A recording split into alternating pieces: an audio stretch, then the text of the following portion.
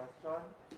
You can answer in Tagalog, pwedeng mix, pwede ka Pampangan, sa subtitle naman yan. Tell us Okay. something about yourself. I'm Patricia Pineda Santos and I'm representing the province of Pampanga. I'm a flight attendant, but on the sidelines, I'm an outreach organizer and I'm the CEO of Project Millennials PH and founder of the Babaya Ko Kaya Ko Din movement. I'm a first-timer, but I'm ready to take the risk now. What is one beautiful word in your local language and what does it mean? The one beautiful local word that I can think of right now, because we have a lot, I would say, that would be masanting. Masanting, if translated in Tagalog, is actually guapo. But in Kapampangan, masanting is not just guapo. It defines everything that is so-called to be beautiful.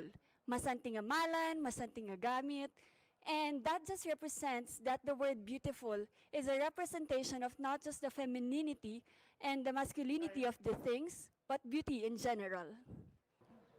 Thank you. 30 seconds, may timer. Okay. Parang mas ano ko sa time. Next question. So what is that one learning experience of yours as a child that made so much impact on you? The one learning that I had as a child that made such great impact, honestly, is to love myself. Because as a child, I was bullied for how I looked and my big round eyes, as you might see right now. But throughout the years, I have learned that self-love is important, embracing yourself. Because there's not much you really can change physically, but you can change on how you react on what people say about you. And you can only empower others if you first empower yourself and love yourself, and all this rooted from what I have experienced before. Next, what about in this pandemic? What is the greatest lesson that you've learned? The greatest lesson that I've learned during the pandemic is inclusivity. With the Project Millennials PH and the Babaya Ko Kaya Ko Din movement, I have learned that we have always been helping. That is not during this pandemic only, but I have learned that help is only truly successful if it is inclusive and aid is delivered and equal for everyone. I have been helping for so many years, but this is only now the time that I've realized my help is only successful if I also reach the far-flung areas with the help of others as well. If you win, how do you plan to help more of your community? If I win, I plan to help more by using, of course, my platform to champion for causes and be the voice of the unheard. I know that Miss Universe Philippines organization will give me the platform to reach out even to the far-flung areas wherein what we say at Project Millennials PH, we aim that no one gets left behind, and with this wide platform, I know that we are able to achieve that mission and vision in our minds. What color do you think symbolizes the phenomenal woman? I believe the color that symbolizes the phenomenal woman is red, which is what I'm actually wearing right now, because she is regal, she is fiery, she is strong and forceful, yet she is beautiful and soft inside her heart, which drives her to the phenomenon that she can be. Since work from home is now part of the new norm, what do you think are the skills needed for this workspace or workplace of the future, as they call it?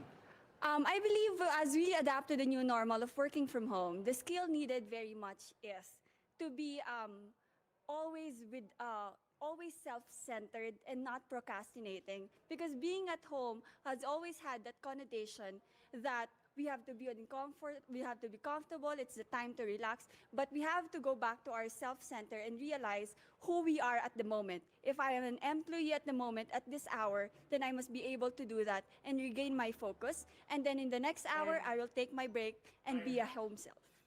If there is one place or spot in Pampanga that you would like to promote in the world, whether it's man-made or natural, what would it be? I would promote Miamit Falls. Pampanga is known to also be an urbanized province, but Miamit Falls is actually found in Porac. And when you go beyond the cities and the buildings, you ride the 4x4, you see this, and you realize that there's actually more to Pampanga, and you realize that in the chaos and in the noise of the city, you can find a quiet and peaceful self or peaceful place for yourself, and that's who we really are. can be chaotic outside, peaceful inside. Thank you. You know, there's a campaign to hashtag love local. So what local product do you want to promote and why?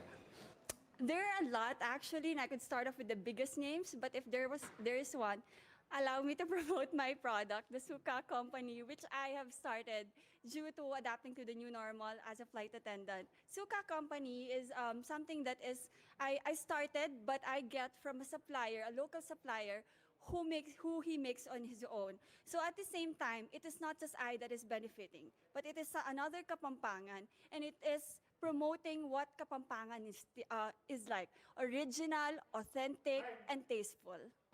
The last question is, what one thing do you think young people like you should focus on? I think what young people like me should focus on is first themselves. Because if you build this power inside you, this confidence inside you, that's only the time that you're able to go out and help and empower others. As they always say, you cannot give what you don't have in you. And the best way to lose yourself is to find yourself in the service of others, as Mahatma Gandhi said it. Thank you everyone.